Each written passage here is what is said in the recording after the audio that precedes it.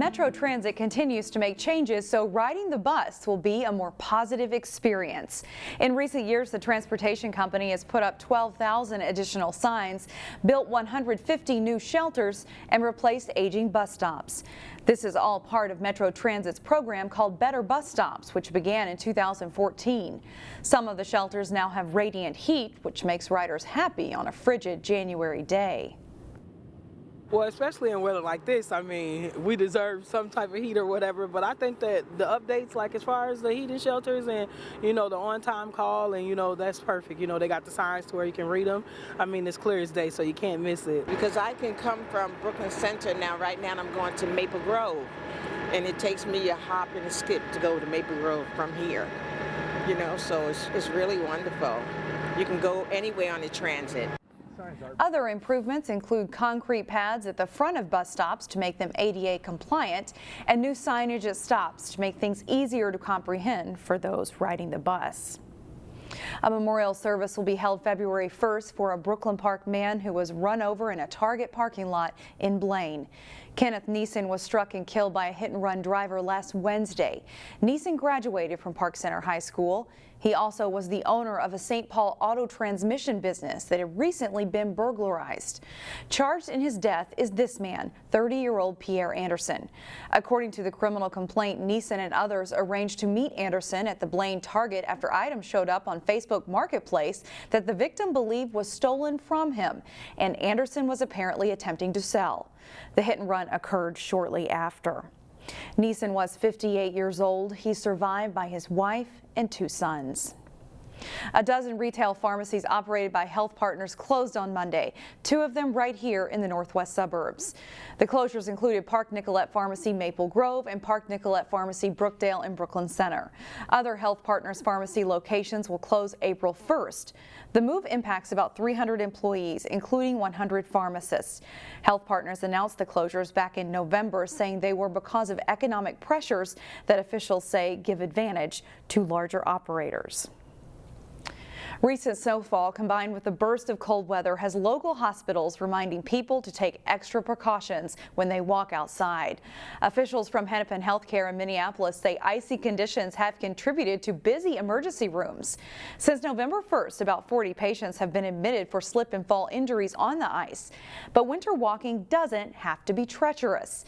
Experts suggest taking precautions such as sprinkling cat litter or sand on icy patches, taking slower, smaller steps when walking on snow or ice, and always cross roads at marked intersections. This is especially important in the winter because vehicles need that extra time to stop. January is typically the coldest month of the year in Minnesota, but thanks to winter weather gear, that doesn't have to mean you have to hibernate until spring. We get this story from Eric Nelson.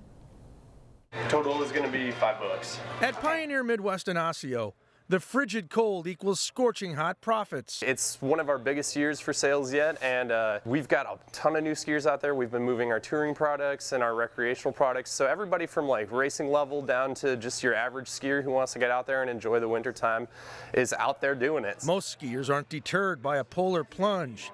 They embrace the elements. A few years back, we got a cold spell where it was like -40 for a week straight, and I was out there 5 days a week skiing. So if you're dressed right and you have the proper insulation for your hands, feet, and body, then you'll be a happy skier. I've spent pretty much the whole day in -10, and I'm fine.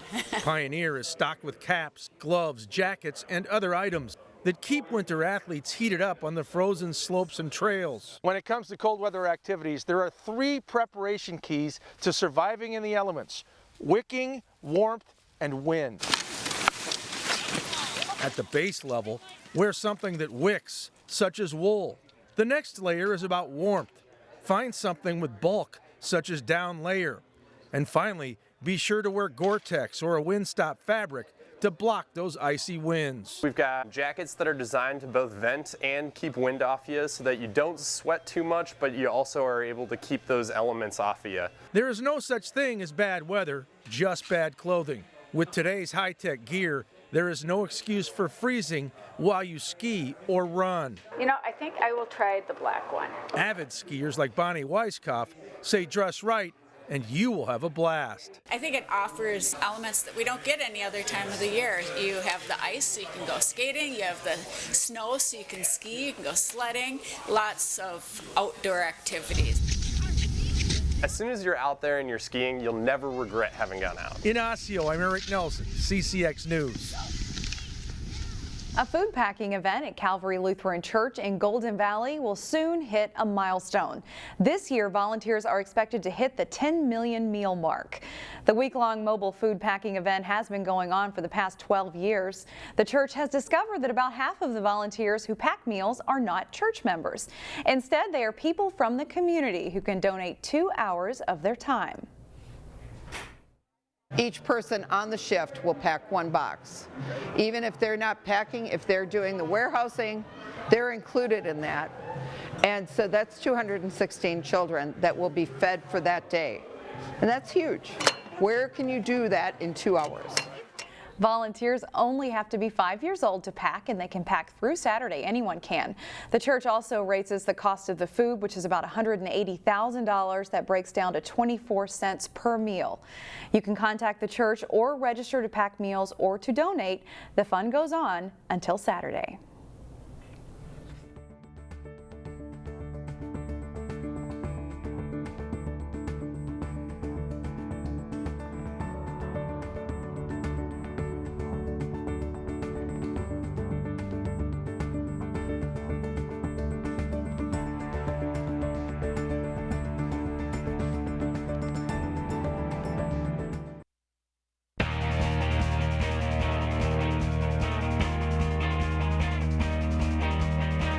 Though they've played in the last 4 state tournaments, there is not a lot of Metro-wide hype for the Maple Grove boys basketball team this winter.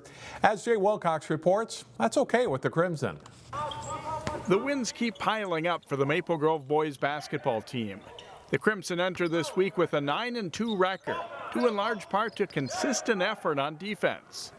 Yeah, I would say that's definitely the main key of our team is we play defense, and that's kind of how we create offense. And I mean, that's been our kind of goal all year is to be one of the top 5 defensive teams in the state. We're going to keep working at that all year. Our identity is to guard and play defense first. And these guys have really taken ownership in that, and it's a big deal for them to hold people under 60 points. Maple Grove's only stumbles came on back-to-back days at the Granite City Classic at the end of December. They chalked those losses up as learning experiences. Yeah, we learned from it. We're up in overtime. We have to learn to just keep our composure and work. Yeah, not so much refocus, but I think just to show things that we weren't doing well. We weren't finishing games well. We were, some small things on our defensive end, some small things on our offensive end, so we could show these guys and say, hey, this is what we're doing.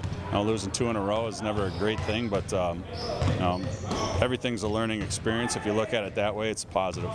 The tougher part of the schedule is still to come, and rivalry games like Champlain Park and Osseo are just ahead.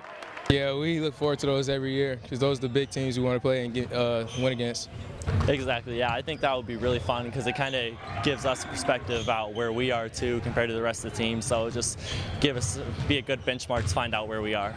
As in the past couple of seasons, Maple Grove seems to be flying under the radar without a lot of hype.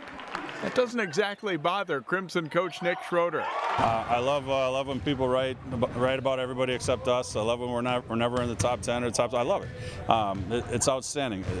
It's just an extra thing to distract, and we're focused on what we need to do and what we need to do to get better, and that's 100% okay with me.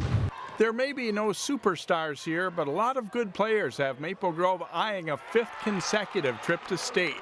Jay Wilcox, CCX Sports. Maple Grove will get tested this week as they host Champlain Park Wednesday and Tutino Grace Friday. Their game at Centennial that was postponed this past Friday has been rescheduled for this coming Monday. Also, we have an addition to our television schedule on CCX. Tonight, Tuesday, we will feature the top 2 ranked teams in the state in girls basketball, Wayzata and Hopkins. The Trojans are 14-1. The Royals are 15-0. Watch the game live on CCX1 and ccxmedia.org at 7 o'clock.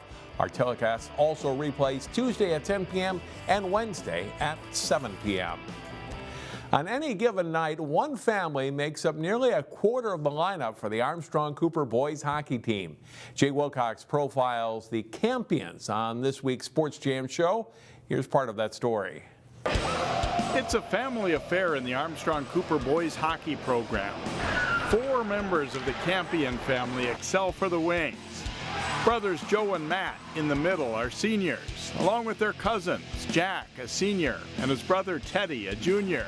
So just saying Campion when making line changes doesn't cut it. Back over to Joe Campion. He shoots and scores. My nickname used to be Camp before he came up, and then my freshman year, and then once the other 2 came up, Camp, like everyone responded to Camp. So yeah, especially because me and Jack now are on the same line, so like he says just Campions. But yeah, we were both centers. We both went out there at the same time. Sometimes he has to like tap you, make sure which one the right one's going out. It is hard, but eventually we work it out. And we kind of, I go T Camp, J Camp, things like that, and so we kind of have little nicknames for him. But it does get difficult, especially on a quick change or something like that.